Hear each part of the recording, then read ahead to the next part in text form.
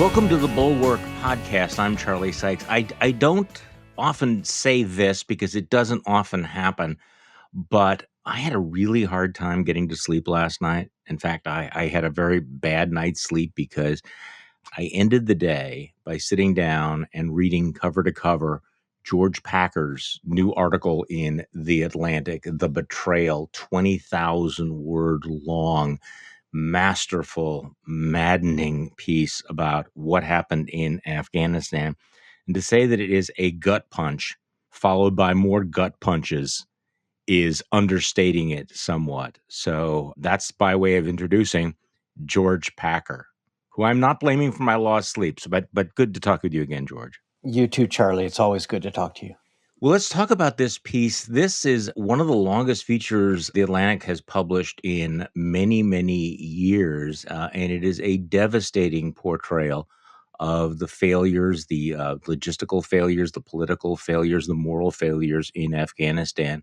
Before we get into the details of it, what led you to write this? Where did this story come from?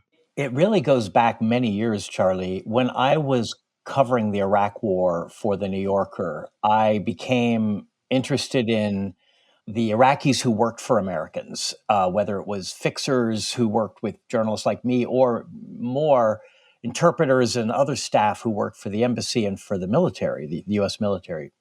And around mid 2006, I began to realize that they were getting hunted down and killed in alarming numbers.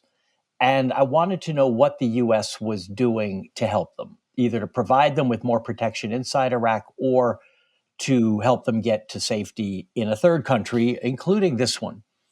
And the answer was almost nothing.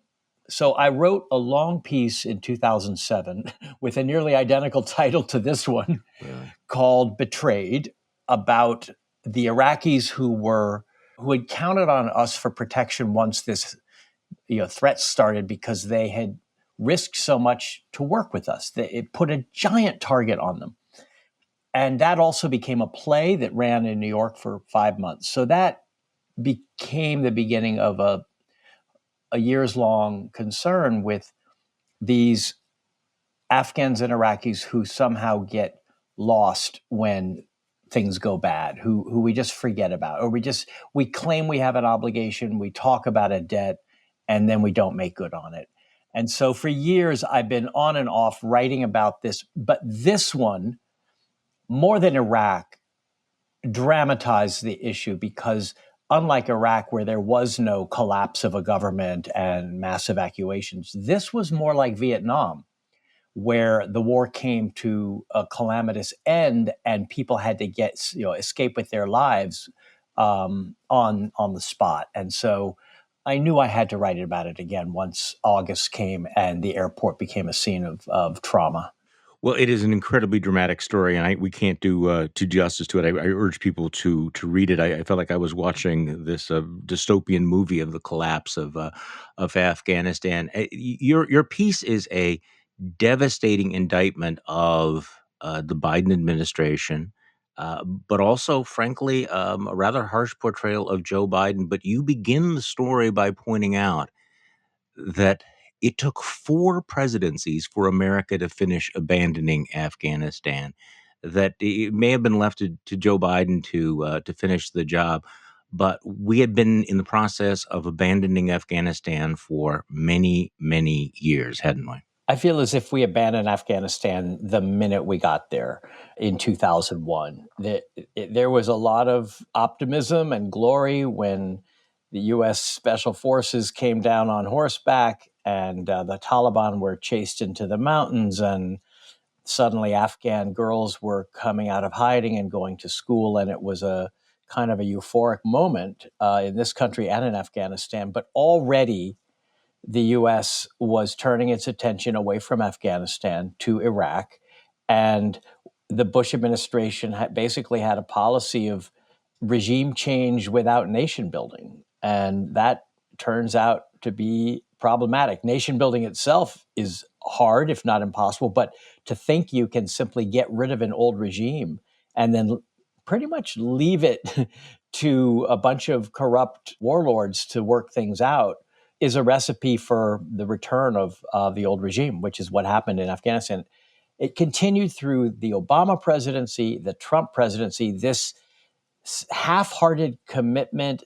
Obama sent in a lot of troops and then began pulling them out almost immediately. Trump really didn't want to be there at all, but couldn't make up his mind. And finally, his envoy, Zalmay Khalilzad, cut a deal in February 2020 with the Taliban, which essentially got us off the hook. It got us an exit from Afghanistan. It had nothing to say about the fate of the Afghan people. And so once that deal was signed, we were on a glide path to departure. And the question of what would become of the Afghans, especially women and girls, but all kinds of Afghans who had staked their lives on a vision of their country that we had made possible, a more modern and more free and more democratic country, and which had begun to be built by the Afghans themselves in Kabul and other cities.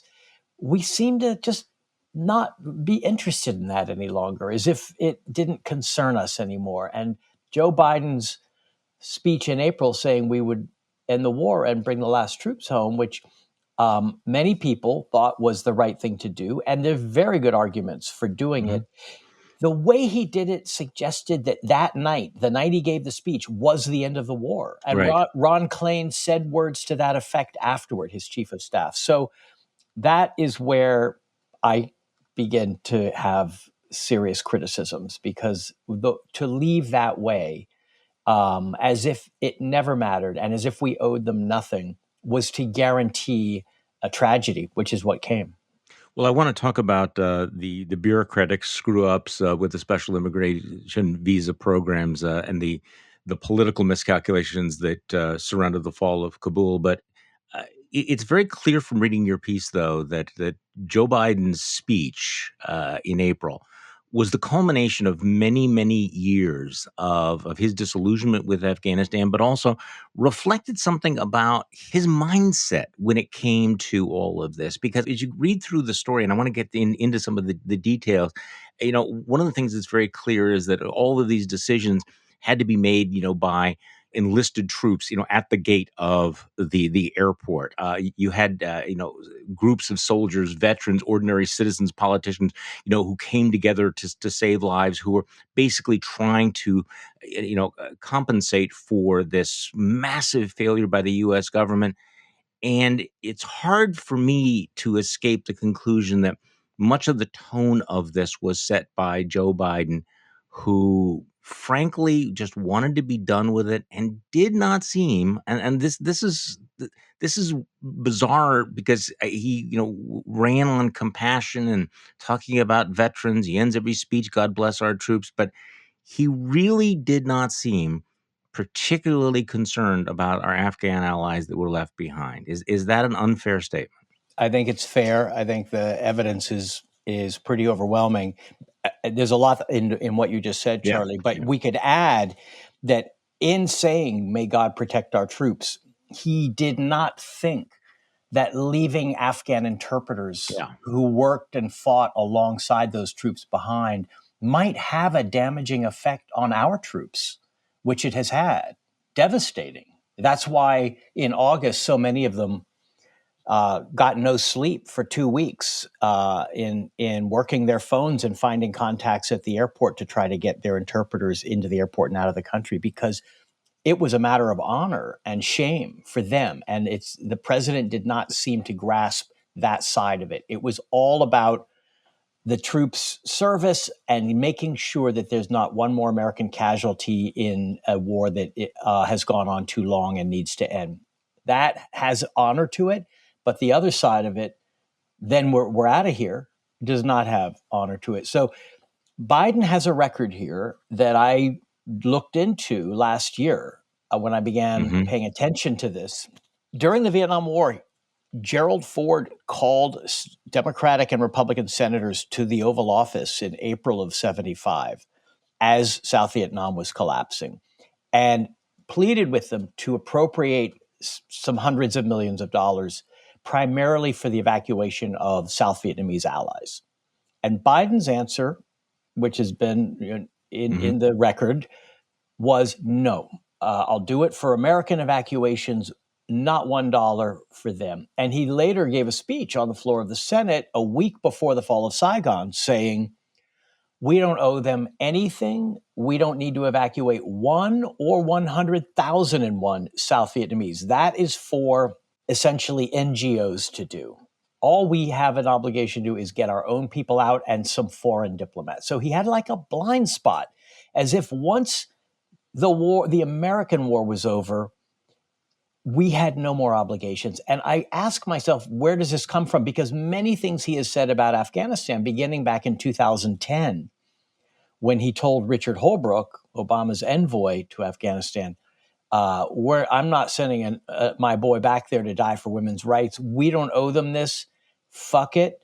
Nixon and Kissinger got away with it. We can too. In other words, we can get out without being accused of abandoning them. There's some kind These are of direct quotes for people who understand. These are direct quotes when he basically, he's talking with Holbrooke and he says they're discussing obligation to Afghans who had trusted, had worked with the U.S.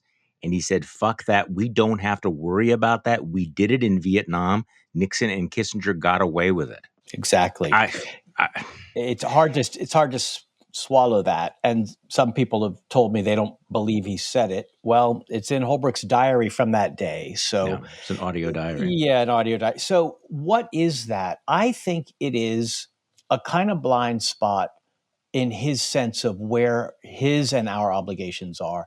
He is famously empathetic and cares, I think, deeply and genuinely about his country and its troops, and of course, his family and his community. But somehow for Biden, that moral imagination just goes dead when it comes to a Green Beret interpreter who is trying to get out of the country, or a girl who he actually met in a classroom in Kabul in 2002 who said, "You cannot leave. You must stay until I become a doctor." And Biden told me that story in 2003 or four. And that story really stayed with him. But then it seems to have disappeared, and that girl disappeared. And when he was later asked, do we owe the Afghan women and girls anything? He said zero responsibility. Yeah, So no, I it's, don't. Yeah. yeah. So this is a strange hardness. And I feel that when he's asked about it, he digs in. He gets even more resolved to say no, because perhaps, I don't know, maybe I don't want to psychoanalyze someone I don't know, but perhaps he has a slightly bad conscience about it. But the thing that matters is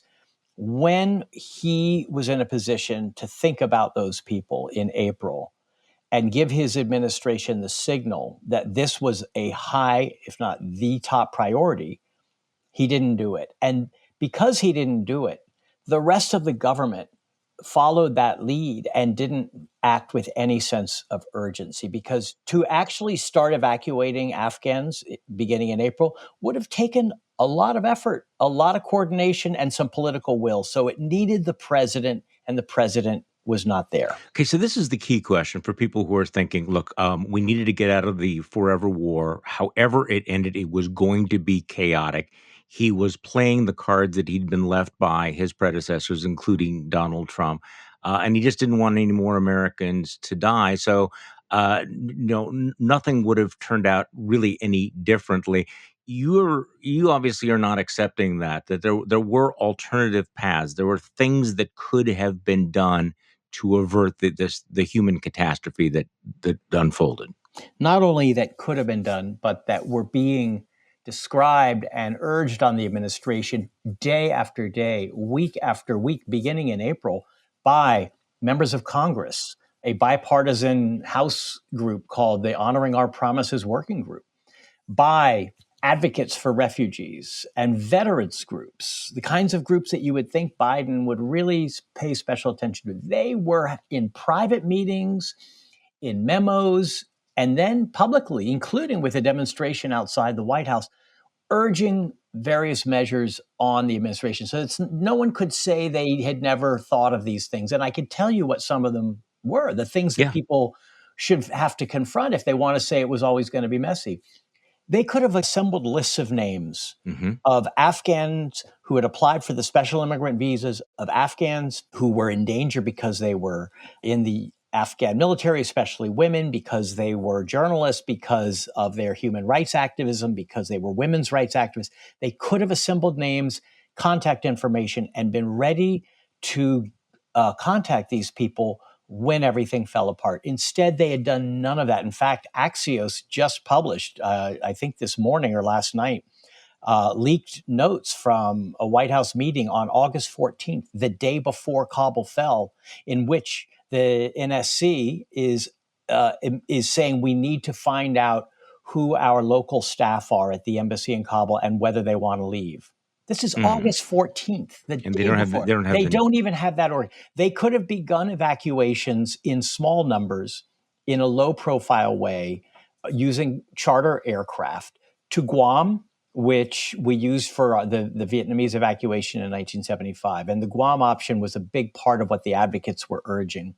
They could have appointed an evacuation czar, which we had in 75, someone who was in charge of this with presidential authority so that the various agencies of the US government were forced to contribute personnel and resources and work together to solve this problem. They could have negotiated with the Taliban, with whom we had a lot of leverage on our way out, and told the Taliban, we're leaving, but we're leaving with some Afghans. And you are going to allow us to do that by keeping these airfields open, by not interfering with these convoys, et cetera. I could go on and on. There are lots and lots of things that were obvious ways to begin to get Afghans out before it was too late.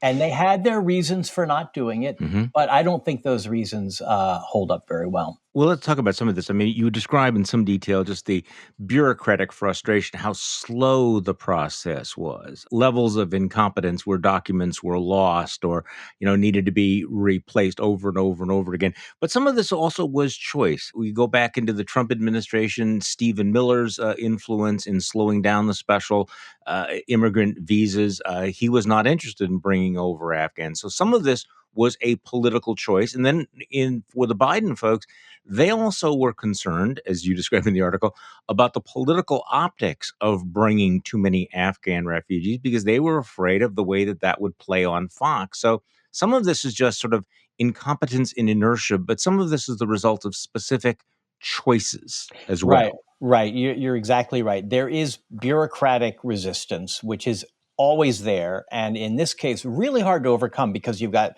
the State Department, the Department of Homeland Security, the Department of Defense, all of which had to be told this is the president's priority. We're not going to keep walking one step forward, one step back on this. We're actually going to start doing evacuations rather than thinking we can solve this problem by speeding up the issuing of visas, which take years and years. That was their approach. It was never going to work. They were always going to be outrun by events in Afghanistan, which is what proved true. So there was bureaucratic resistance. There was also political resistance. My sources told me that the president's political advisors saw this as a loser at the very moment when the southern border had become Yeah, a major right. problem with Central American migrants coming across the southern border in great numbers. To then have tens of thousands of Muslims from Afghanistan coming in, what are they going to say on Fox News? So, and in fact, the Republicans since August have demagogued this issue and have accused Biden of Mhm. bringing in a lot of unvetted Muslims. J.D. Vance has made that one of his talking points in his Ohio Senate campaign. But that's not a reason not to do it. Anticipating what Fox News is going to say about you is not a reason to do anything. But I think they use that as kind of a political fear that answered what Biden had already let be known, which was this is not going to be a priority. We're going to do the least we can. We're going to do it in the most bureaucratic and non-crisis, non-urgent way. And so it was doomed to fail. And those choices were made very early on. And for weeks and weeks, people at the White House and State Department kept saying we're considering all options, and they kind of strung along the veterans and the other advocates with those words until finally the advocates began to think, and they told me this: they were being played, they were Mhm. being taken for fools by an administration that they had a lot of faith in because they actually knew people in the administration at the very highest levels who they thought were truly the kind of humanitarian minded officials who would care about this. And they just didn't understand that they were being, in a sense, gaslighted, and it was just not going to happen. So let's talk about this. All of these groups, because one of the most dramatic parts of this whole story and your article is, once the administration, it was clear the administration was failing to solve this problem, was failing to plan for the safe evacuation of the allies. You had all of these, groups of soldiers and veterans and ordinary citizens and congressmen, journalists who came together to save the lives. What really comes through in your piece, though, is the intensity of the bond between these troops and these veterans and the Afghan allies. This was not. I mean, there was a special bond Yeah. that formed with them that gives this a really very powerful emotional overlay, even above the politics. And they felt very, very intensely and did extraordinary things to save human lives.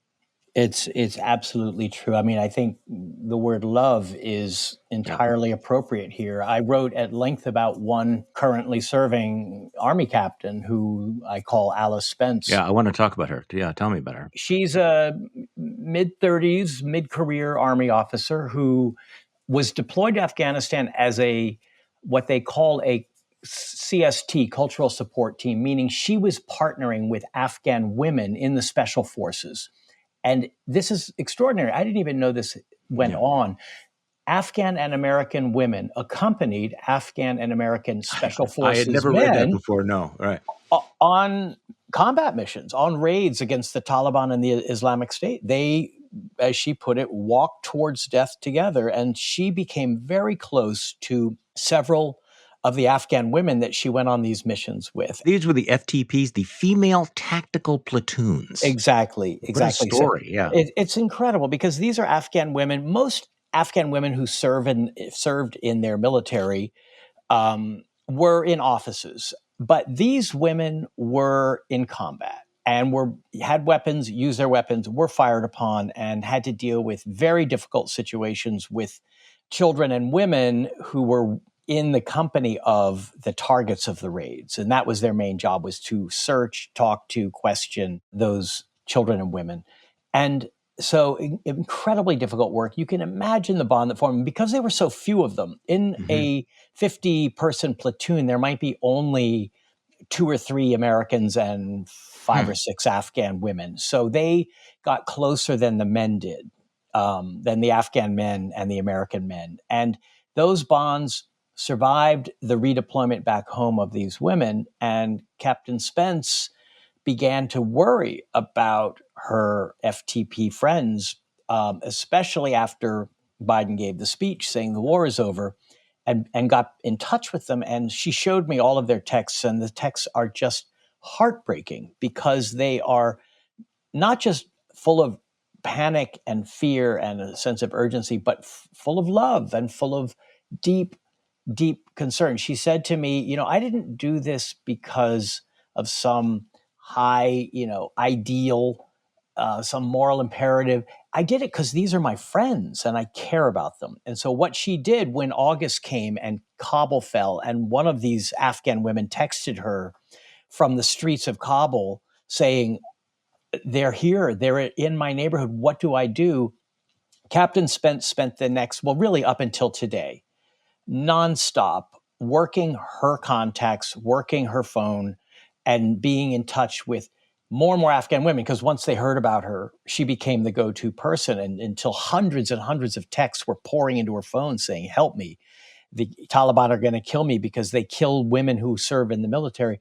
She and her comrades, her friends, both active duty and former soldiers, really made it their burden to do everything they could to bring these women into the airport with their children, with their husbands in some cases, and to get them on flights out. And they had some successes, very hard one, and many, many failures. And an important point, Charlie, is for every one that this unofficial evacuation succeeded in getting out, there are 5, 6, 7, 10 who did not get out. See, this is what was the most harrowing thing about reading your article, George, was, thinking of those people who were left behind and the descriptions of the absolute chaos and the terror at the gates where there was no system.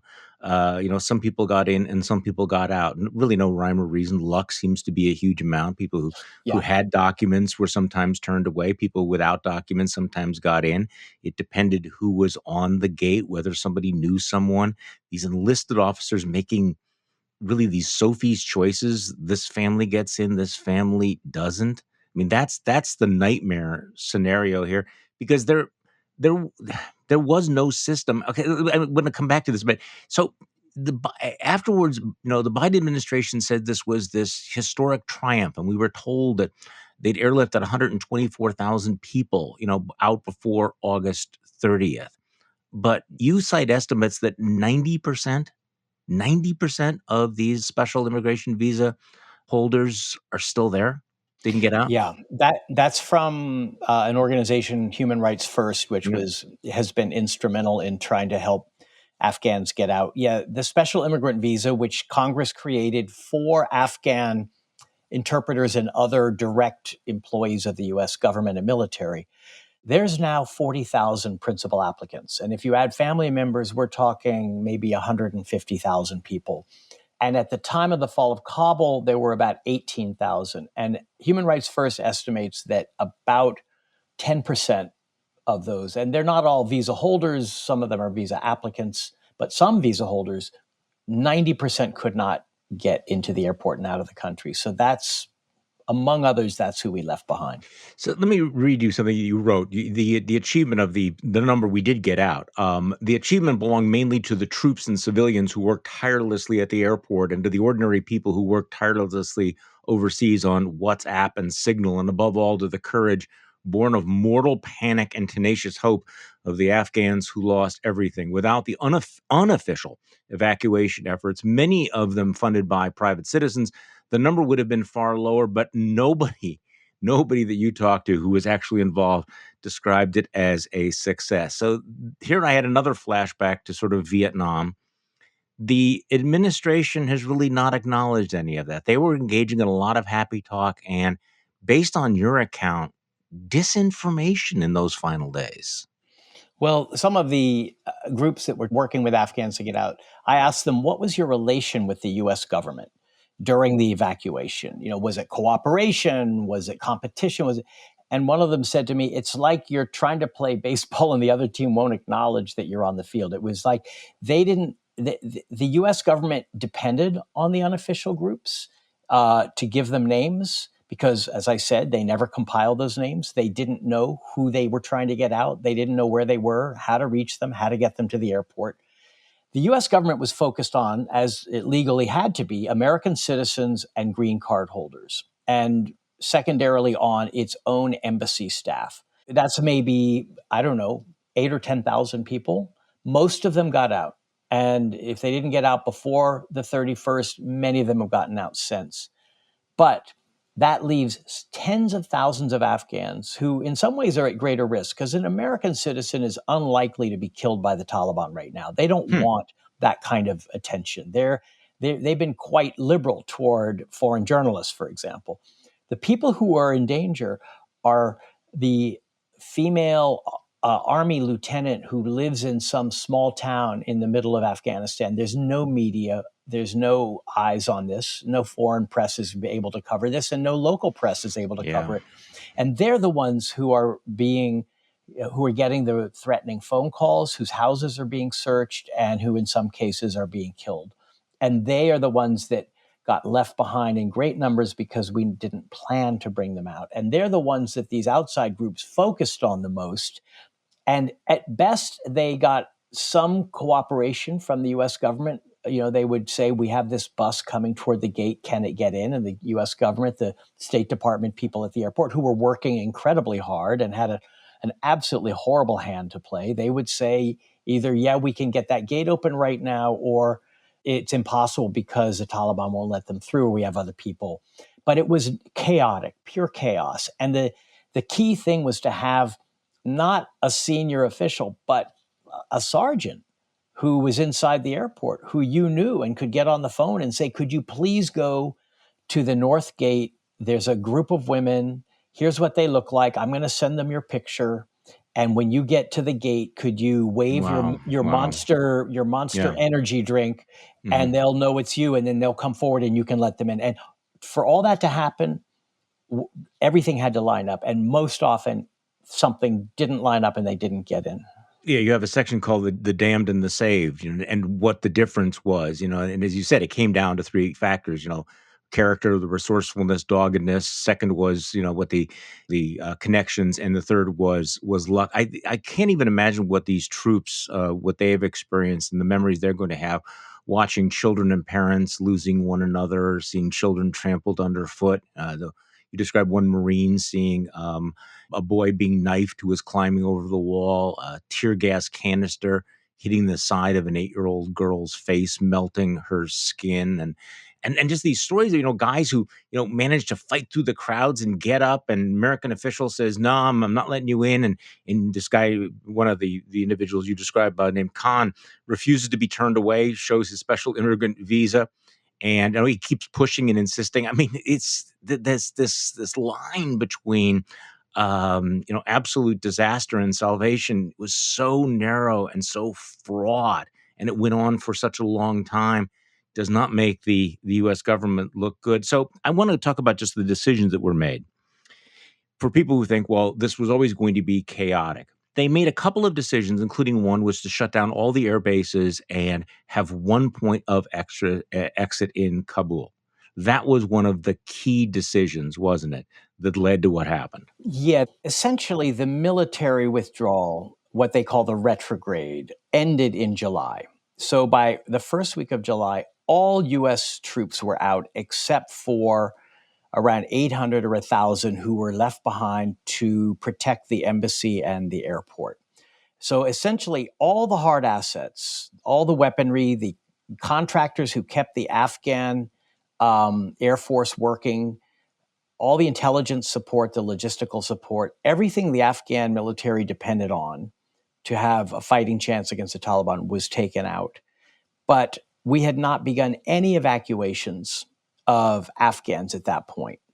And so, inevitably, what happened was the Taliban began sweeping through the country, and one major city after another fell. Herat, Kandahar, even Mazari Sharif, which is in fairly friendly territory in the north, Jalalabad. So, all these regional airports that might have been departure points for Afghans who did not live in Kabul. And this was a mistake the administration made. They thought that almost everyone they needed to get out was in the Kabul area. Not true. Many, many of them were scattered around the country.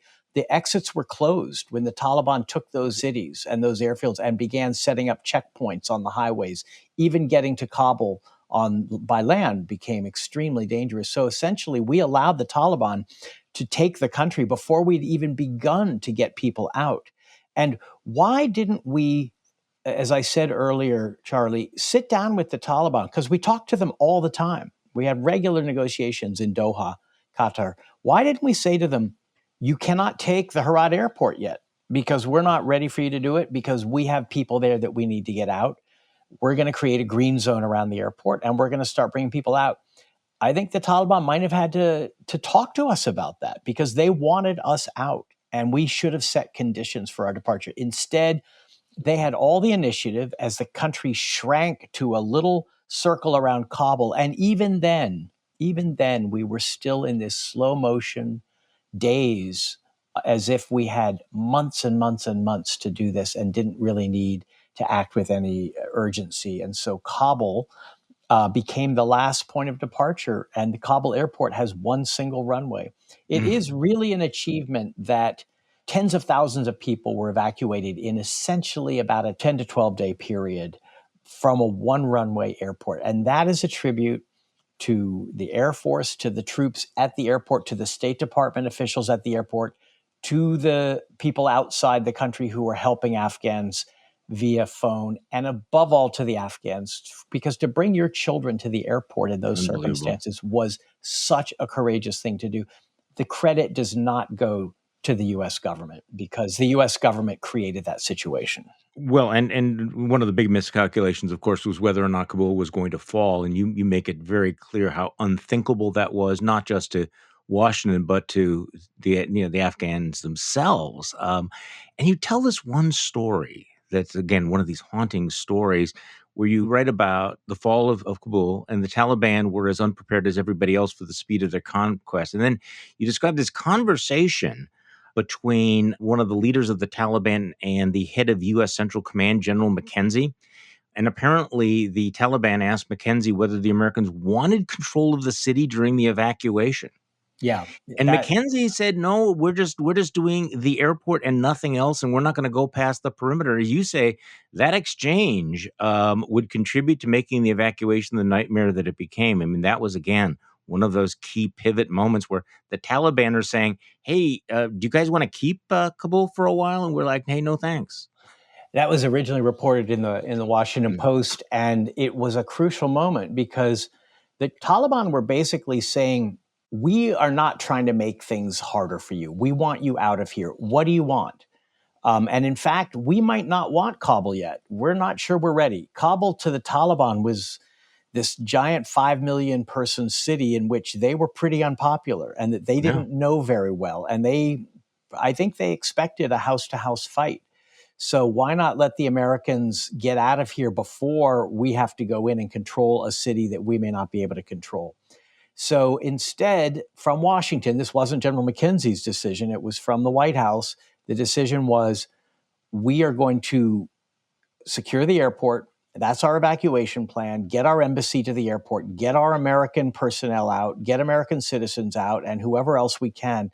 And that's it. So instead of having a much more flexible environment where there could have been secure corridors between points around the city and the airport so that Afghans could collect and be brought in a semi-orderly way instead of the really lethal chaos at the gates that resulted.